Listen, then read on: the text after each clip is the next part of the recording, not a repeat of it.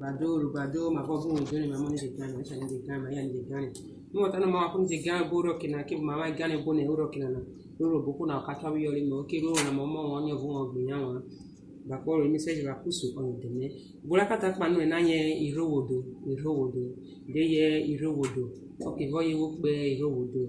O di irowodo na o de me diabe o ki vo fo inu ori na vete fa sa mi kata ki boro kina. Mo no ana boro ma yo bo ki me ro ma yo bune na kije gbunu di koko gbo fi o. Irowodo yo ko lo no le pore ro fa roje ro yen dia ta go ni go ra kokon oyin se ne ko na pi irowodo oroboji se ne ko na puri ni ke ma bo mi bi mo se na mi mre kra anu puri o ye ro pi irowodo onu we rampa yan o puri o ise ni ri bu me o ri yo tare irowodo wo se o de gba na ri ne ko keta ne ori da mi ori de asa de ya da media se kokodo ejo bo se irowodo ko di nu irowodo oyin ji se ne ori lo ko na puri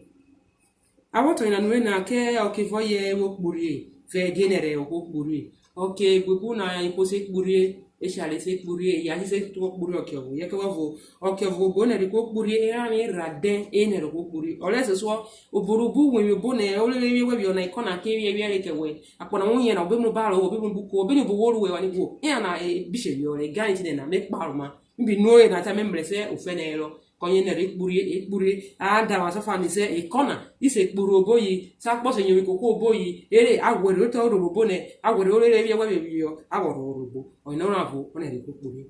o na fa na ro ko ji kpuri o joro ro na de beje gano o joro ro na gano ke dike de o gbetu no ne o ta ta na va se je ta ri ji va se je o go gidi na fu o be wu fo ma be ti nti o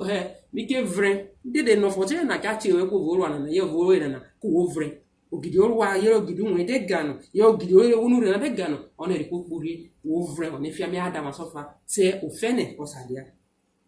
okibebo na iwo okimo mi gene ye wo puri kide wo kasa dani wo le wo to bu joni ri ko ma paru ma kwa wo wani kiti wa no puri ko ka ori vo wora ye wo puri wo de ko kairo wo do vo wora o kasa kwa wo ni wo ma puri o ki wo de bu joni ri jo onyo ki no yo ki awo je ewe mi awo jo le bi ko bi yo awo jo ro are bi ko bi yo ka di mi gene yo ki ma gugu jegbe gugu gbangbe gugu juve o ko se puri ni mi bi adan so fani mi mrese e komena e sa won ni o ki na e puri mo fo jeti oro gba oro we ke awo to ina nure na o ki o puri na ka be kata na ko na di bi puri na ko ke vo obi wo futa na o ki wo rimi ne uri na adenya kirimita utametana adenya kirimita iko bo se kpurie won ye na kpuriere ye ke ba ko yan na obi nyom yan fa ke gwa ba kire uri ro ogoriro o pa mi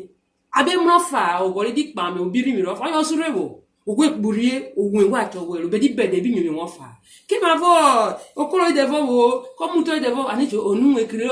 okpuri o ti e bu joni ro e bi nyom yere ku owuro boy ejo edi kpurie wo kpurie na wo boy na gbu gbe ra ku obi tunwe ku obi bromacha amebere o mere mri ku obo no mere mro ro mere mro sa mere mro no ku obi bromacha obi be yan ori bi wo mera obi bromare owo kpurie ko wa wa ta wo fi boy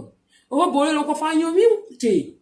ro ko fu ma bro le wene owo boy lo ko fa yan mi te o me fora wa le jo vo vo le oro bonasa karo yo ori kpurie na wo de be dia mera ku obi ri mi po ibi to bu won tan na ro go iba we kpurie obuwo wa oboro na eje kwa towelo so wo se so wo ni o so wo ni o wo be no si ko wo bo na se shaye wo be no to be so se won ki wo ki so oni won ki wo ki so ere ye pa won viri we bi we pa eje ki wo ki sha na obi tun yo fa oyo ra bo bi on yo ra na oni ma won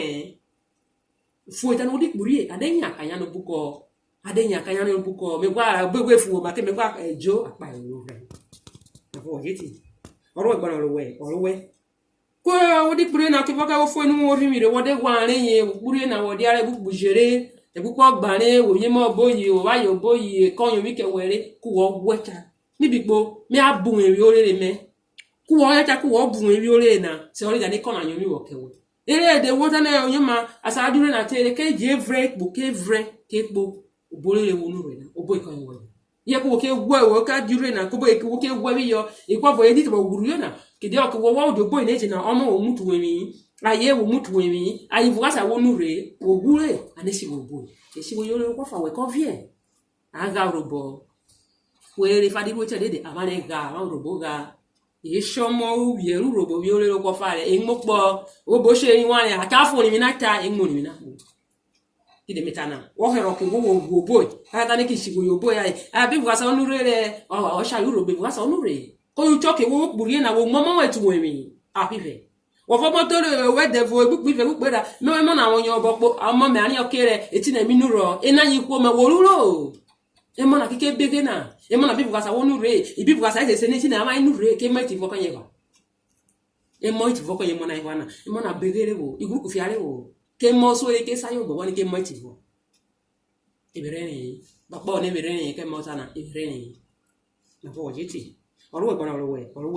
wo de gwa ye na keke po e fi gbo ku wo be vo aye we fu mo we ke kre ke po de na mo na e wan ere o ke wo wo de na mo na wan ere e vo e mo ke wo ro boyi e yere ere ye ya boyi de wo na wo va ne wan ya e po tan ke tu we mi na vo we ki tu we na ta ka e ma sa wo nu re e di bi gbe be nu asa ya ba ipo we na ma ji po mi ro ma re ya ro wo se nya ke na le ku wo ka bi o ne e ti na o se won nu re o ke na ri ro ta sare o ha vumeti bo mno vutoro bu no rusho mi wota na bia na kona ayera meta na ya voshari ki ikpure na yere obure na osha na de yo we ka dia robe o ke bo mu wetu wuru bo abebure kore dia ta sana ye mani yo re na woni eni o already bebe kono ni o mi orwe na jimi no ni o goriro ofo ine ekpo kuwa wa yera kuwa ka tanwo yo to kire inyango ide wonu obi po fa no uri na ne ti wo ka wa dia bede no obi ni no sha na po fa obi ni no sha na ko e wota na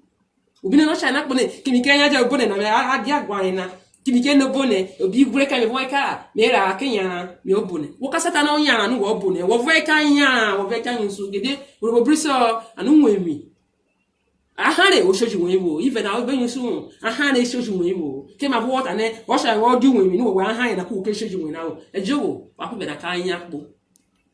Manonya, wo ka de bone, wo ki obone gba mi do we. Yo ya bone kusanya ja wo, oji fugo bojo. Odoko we yan opo pasana, oji fugo jo, wo ke gbo, ofo sha na yinsu, on ibo meta.